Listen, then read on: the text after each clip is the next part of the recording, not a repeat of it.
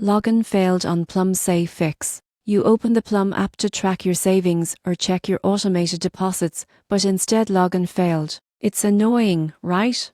The good news is, this problem usually has a quick fix. Let's start with the basics. Check your internet connection. Plum connects securely to financial data, and a weak or unstable network can stop a login process. Try switching from Wi-Fi to mobile data or reconnecting to a stable signal before logging in again.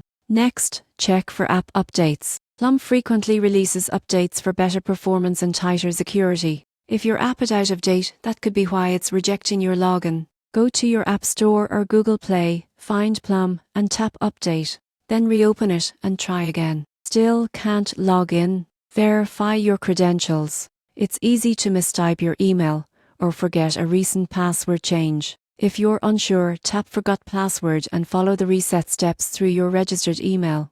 If your login still fails, try using Plum's web portal. If it works there, then the issue is local to your mobile app.